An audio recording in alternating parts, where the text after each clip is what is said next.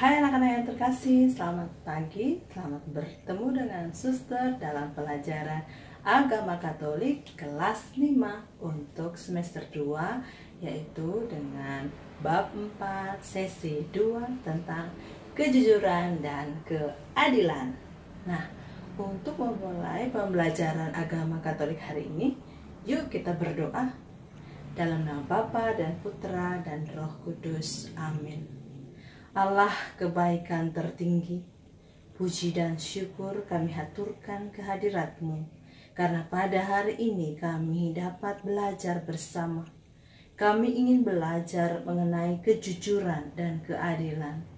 Bantulah kami agar mampu memahami, meresapkan dalam hati, dan melakukan tindakan yang jujur dan adil dalam hidup sehari-hari. Dengan pengantaraan Kristus Tuhan kami. Amin.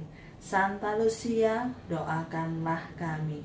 Dalam nama Bapa dan Putra dan Roh Kudus. Amin.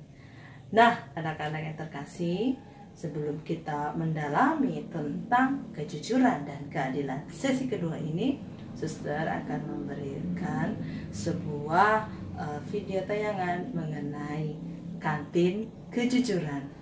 Yuk lihat videonya, selamat nonton.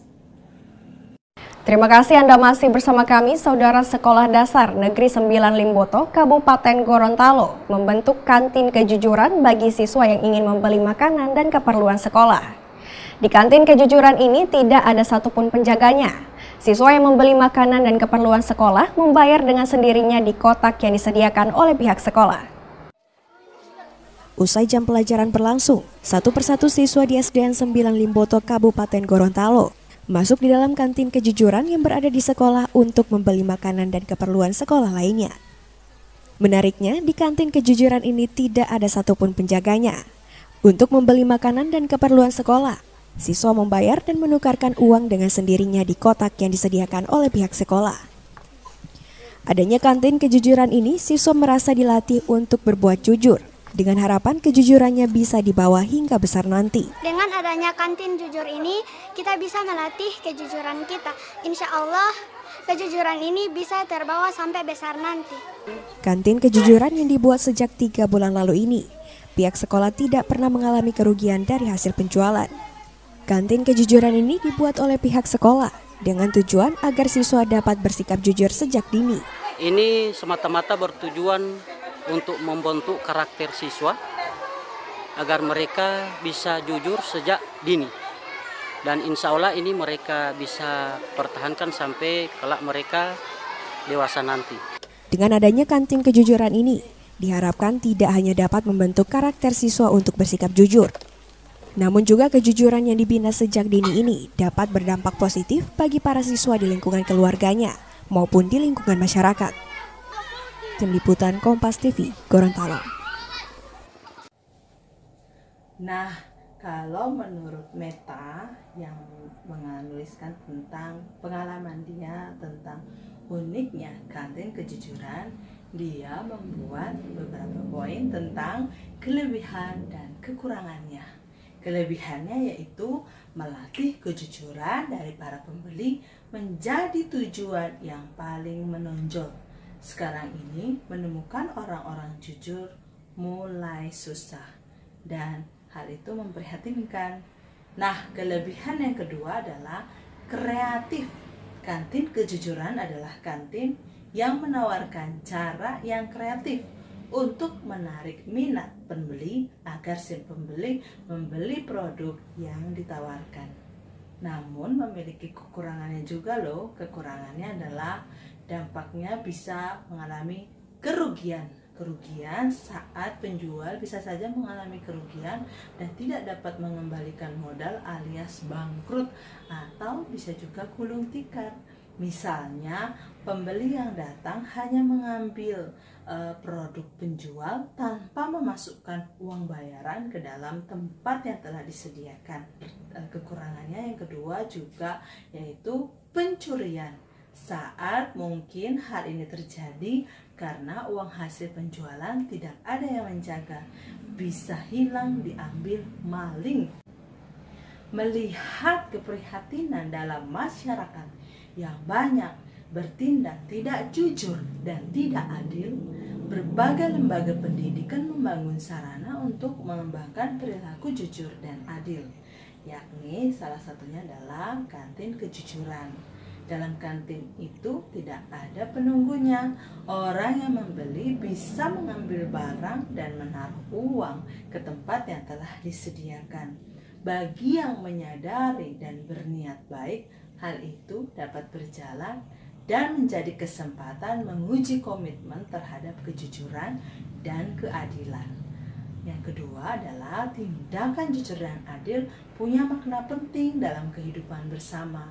Kehidupan bersama akan berlangsung dengan aman dan baik jika kejujuran dan keadilan dijunjung tinggi.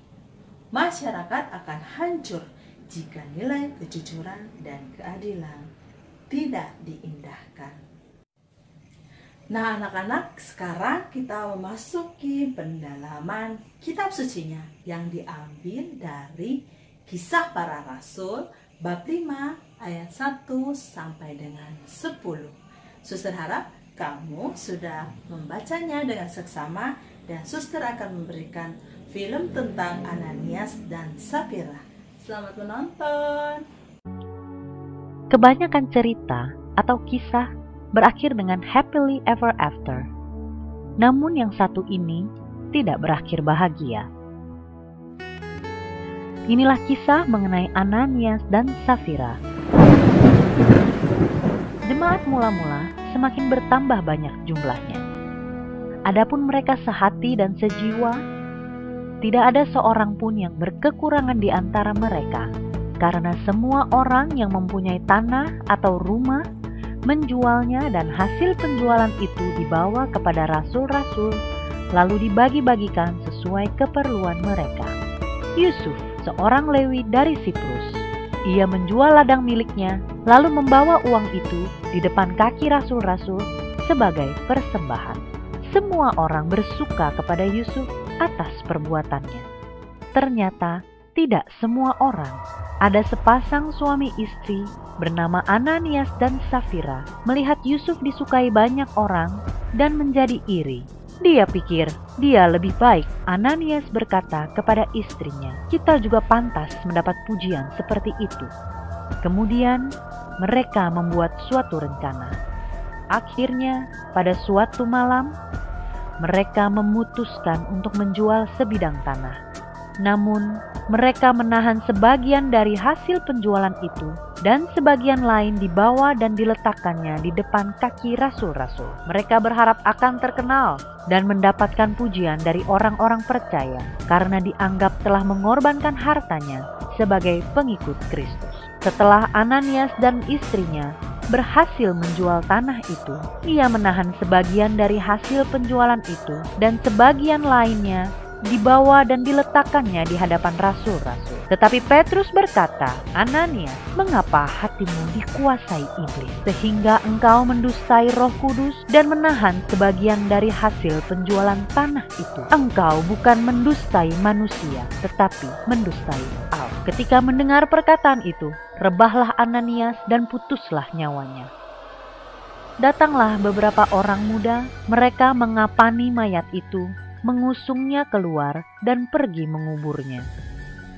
3 jam kemudian masuklah Safira, tetapi ia tidak tahu apa yang telah terjadi. Kata Petrus kepadanya, "Dengan harga sekiankah tanah itu kamu jual?" Jawab Safira, "Betul, sekian." Lalu Petrus berkata, "Mengapa kamu berdua bersepakat untuk mencobai roh Tuhan? Lihatlah, orang-orang yang baru mengubur suamimu berdiri di depan pintu, dan mereka akan mengusung engkau juga keluar." Lalu rebahlah perempuan itu seketika di depan kaki Petrus dan putuslah nyawanya. Ketika orang-orang muda itu masuk, mereka mendapati dia sudah mati. Lalu mereka mengusungnya keluar dan menguburnya di samping suaminya. Sejak saat itu, seluruh jemaat dan semua orang yang mendengar hal itu menjadi takut dan semakin menghormati Tuhan.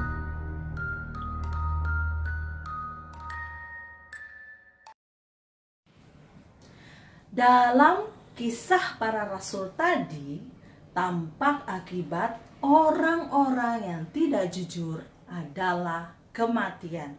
Demikian dalam masyarakat kita, kalau orang-orang tidak berbuat jujur dan adil, maka masyarakat itu menuju pada kehancuran dan kematian. Meskipun nyatanya orang-orang itu masih hidup, sesungguhnya masyarakat sudah tidak punya daya hidup, karena pelestari kehidupan masyarakat adalah kejujuran dan keadilan. Di hadapan manusia, orang masih bisa menipu, tidak jujur dan tidak adil. Namun, apabila berhadapan dengan Tuhan dan Roh Kudus, sebagaimana tampak dalam kisah para rasul tadi, yakni adalah tidak bisa mengelak.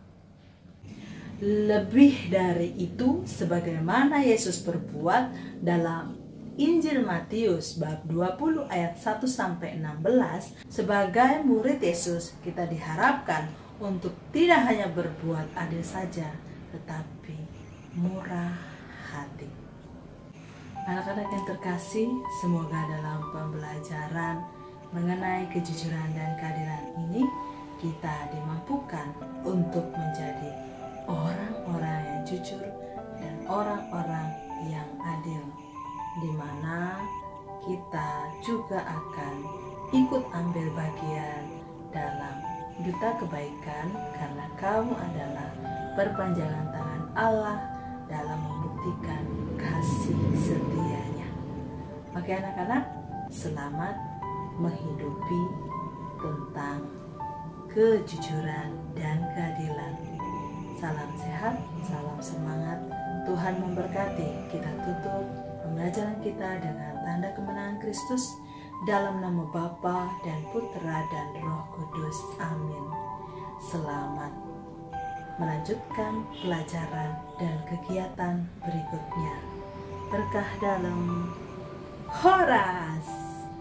Dadah.